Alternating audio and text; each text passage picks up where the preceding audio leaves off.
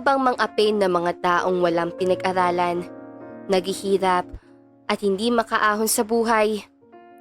Ngunit kahit batid ng karamihan ang kasamaan na kanilang ginagawa, patuloy pa rin sila dahil alam nilang mas nakakaangat sila. Si Aldio ay 17 taong gulang, ilang taong na malagi sa kalsada at tanging ang pamamalimos lamang ang bumubuhay sa kanya. "Anak, huwag kang gagaya sa ganyan ha, kaya mag-aral ka na mabuti," sabi ng isa sa anak na dumaan sa harap ni Aldio. Patuloy na tinignan ni Aldio ang mag-ina habang papalayo. Kasabay ng malamlam ng ngiti sa kanyang labi. Sanay na siya sa ganitong mga eksena. Ang mga magulang na sinasanay ang kanilang mga anak na husgahan ang mga tulad niya. Kasalanan bang ipinanganak siyang walang kapalaran? Kasalanan bang siya'y walang tahanan at nakikipaglaban sa gutom araw-araw? Habang nakaupo siya sa bakante, may isang grupo ng kabataan ang lumapit. "Hoy, batang kalye!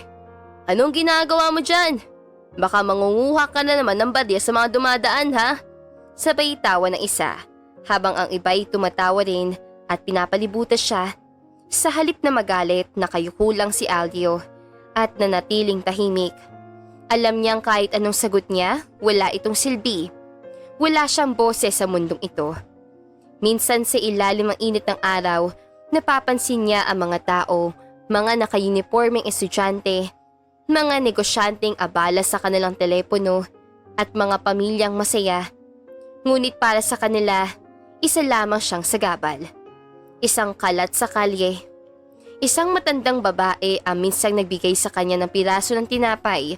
Ngunit hindi pa man siya nakakapagsalamat, ay sinabihan na siya ng, "Huwag kang tamad, magtrabaho ka. Hindi pwedeng ganyan lang ang buhay mo." Sa gabi, mas nagiging mapanganib ang mundo para kay Aldio. Madalas kapag wala ng mga tao sa paligid, may ilang naglalasing na lalaki na lumalapit sa kanya at pinagkakatuwaan siyang takutin o saktan. "Walang silbi ang buhay mo, bata! Bakit hindi ka nalang itapos sa ilog?" Sigaw ng isa habang tinutulak-tulak siya.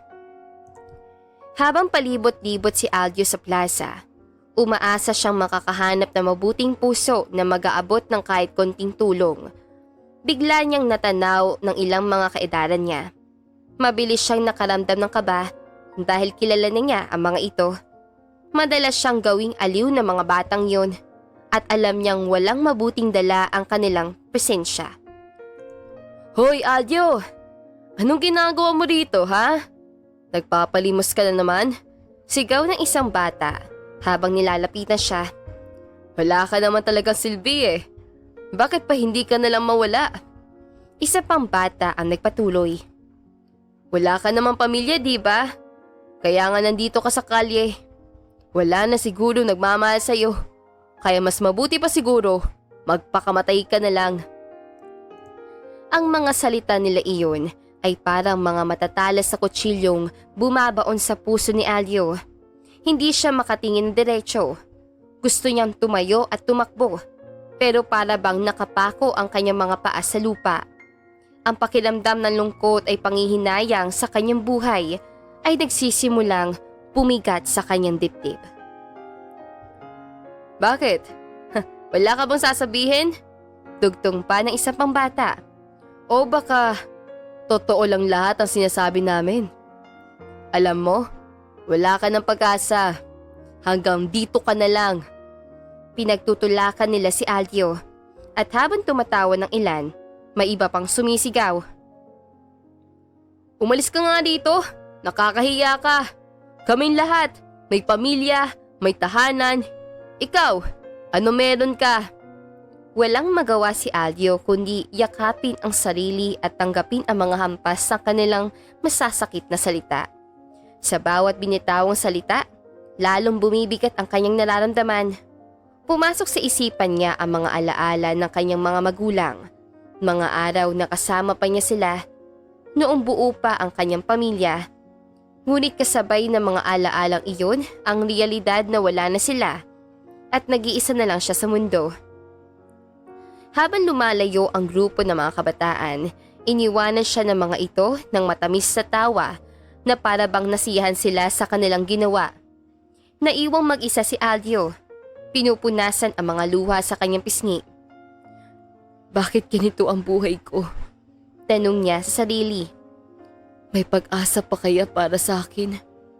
Sa kabila ng lahat na pangaaping iyon, pilit pa rin niyang iniisip na isang araw ay aahon din siya sa hirap.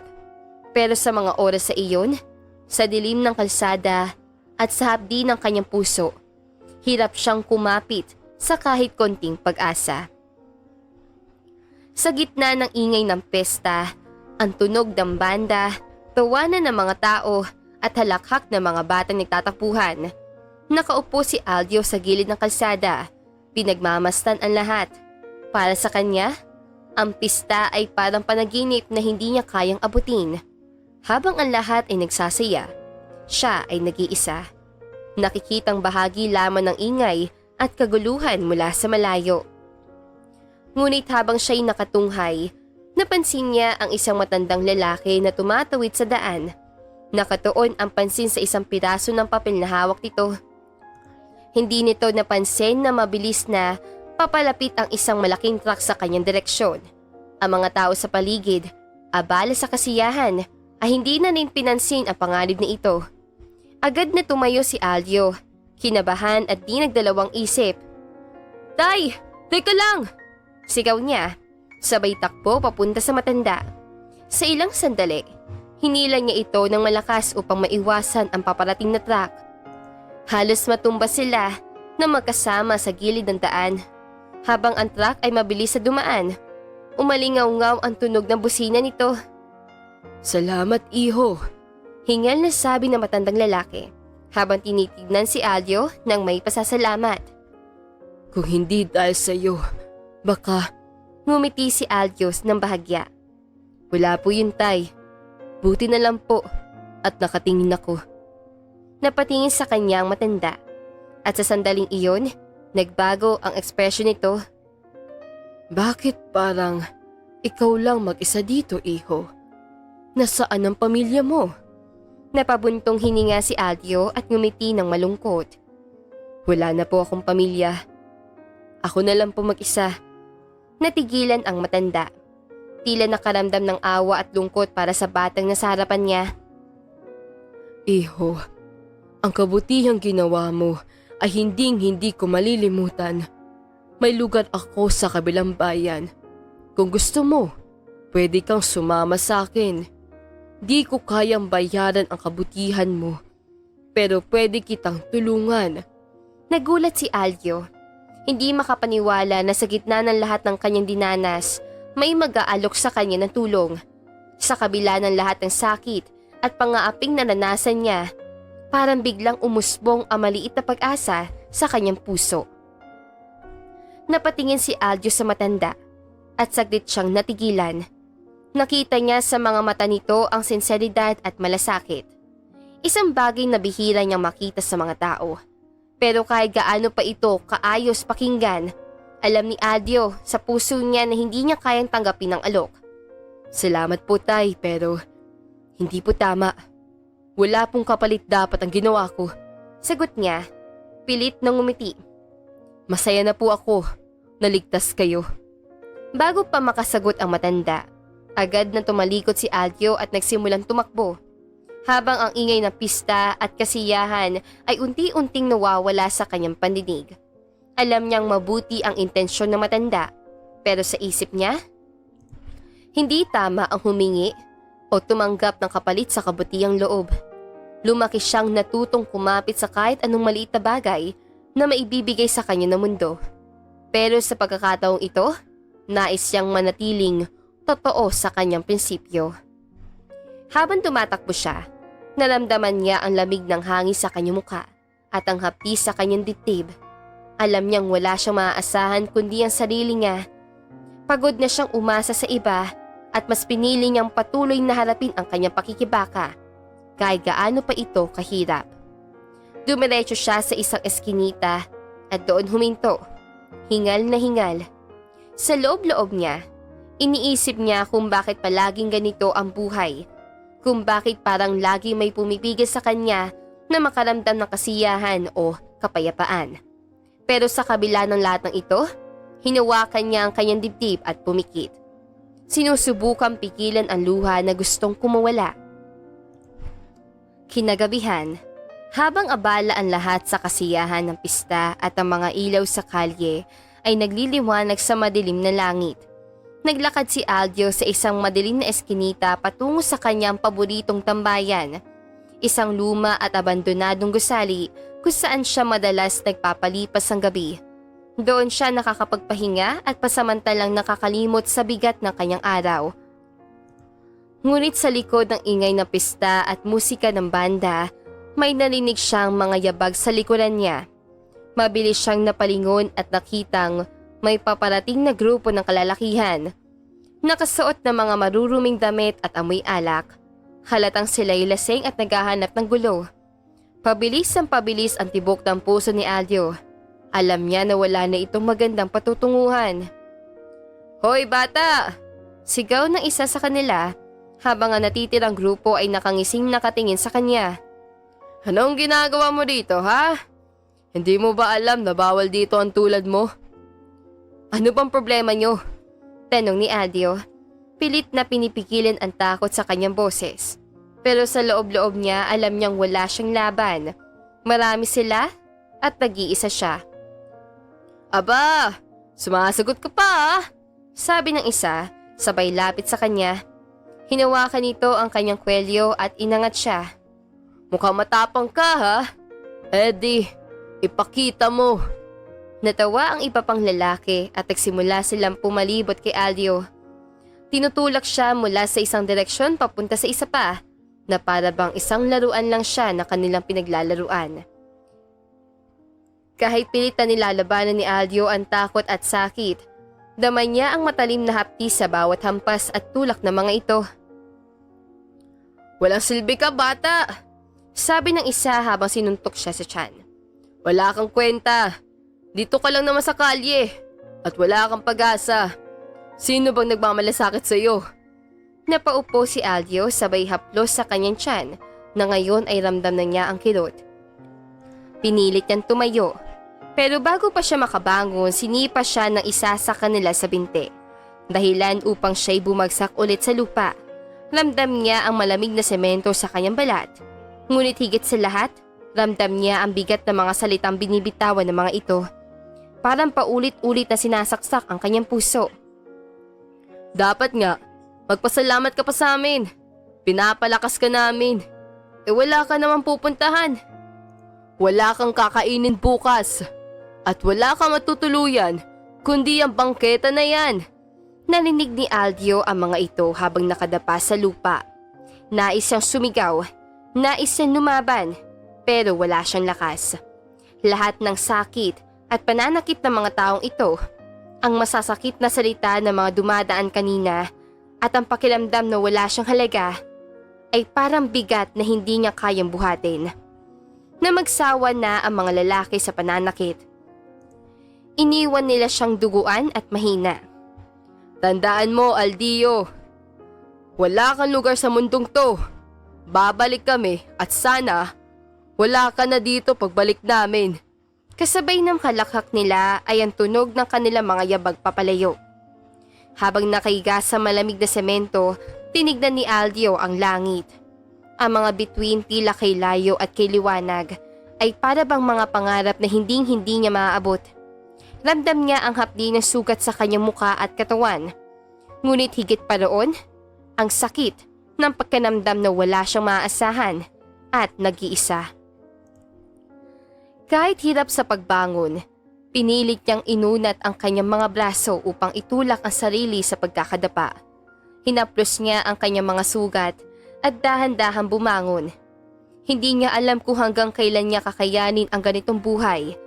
Pero sa gabing iyon, sa gitna ng lahat ng sakit at pang-aapi, pilit pa rin niyang sinusumpa sa kanyang sarili na hindi siya basta-basta susuko. Ilang oras matapos ang insidente, nangihina at halos wala ng lakas si Aldio. Nagpupumilit siyang manatili sa kanyang sulok. Ngunit bawat paghinga ay tila matinding hapde ang hatid. Nakayuko siya, sinusubukang hindi ipakita sa sarili na nalulunod na siya sa sakit. Nais niyang labanan ang nararamdaman, pero alam niyang patuloy na bumibigat ang kanyang katawan. Habang nag-aagaw hininga si Aldio, may dumating na taong pamilyar sa kanya. Isa itong matandang lalaking kanina lamang ay iniligtas niya sa tiyak na kapahamakan. Agad na bumilis ang takbo ng mga paa na matanda nang makita ang kalagayan ng binatilyo. "Iho! Diyos ko! Anong nangyari sa iyo?" Nag-aalala ang boses sa matanda habang lumuhod sa tabi ni Aldio at inabot ang kanyang mukha. Hindi na nagawa ni Aldio ang magsalita. Nanghihina na siya at wala ng lakas para ipaliwanag ang lahat. Walang pag-aalinlangan ang matanda. Kaagad siyang tumawag ng tulong at nagmamadaling isakay si Aldio sa isang tricycle na dumaan. Dinala siya sa pinakamalapit na ospital. Habang tumatakbo ang tricycle, naramdaman ni Aldio ang pag-aalaga ng matanda. Isang bagay na noon pa man ay bihirang maramdaman ng batang lansangan. Pagdating nila sa ospital, agad inasikaso ng mga doktor at nurse si Aldio. Bagamat mahapde at matindi ang nararamdaman, alam niyang ligtas na siya. Nakita niya ang matanda na nasa tabi niya. Hindi umaalis at patuloy na binabantayan ang bawat kilos sa mga doktor. "Kaya mo to, iho. Huwag kang bibitaw." Paulit-ulit na sabi nito habang mahigpit ang kapit sa kaming ni Aldio. Ilang oras ang lumipas at nagising si Aldio sa ospital. Dahan-dahan niyang iminulat ang kanyang mga mata. At ang unang nakita niya ay ang mukha ng matandang lalaki. Ngumiti ito, puno ng pasasalamat na nagising si Aldio. "Salamat po," mahinang sabi ni Aldio.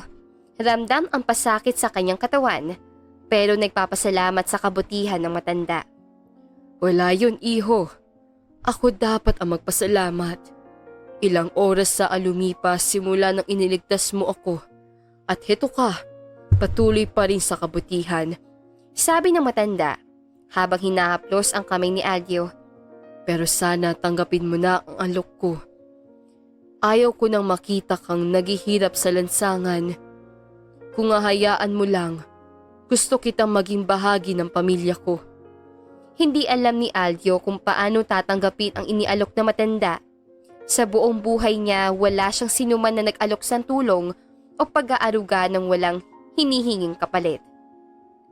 Pero sa kabila ng lahat ng kanyang pagdududa, naramdaman niya ang sinseridad ng matanda. Isang sinseridad na bihira niyang makita sa iba. "Hindi po ako sanay na may umaalali sa akin," sabi ni Aldio. Nangingirit ang luha sa kanyang mga mata. "Pero hindi ko rin po may tatanggi na ito na yata ang pagkakataon na hinihintay ko." Ngumiti ang matanda.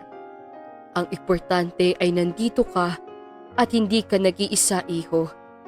Hindi mahalaga kung saan ka nanggaling o kung ano ang estado mo sa buhay. Ang kabutihan mo ay sapat ng dahilan para tanggapin ka bilang bahagi ng pamilya."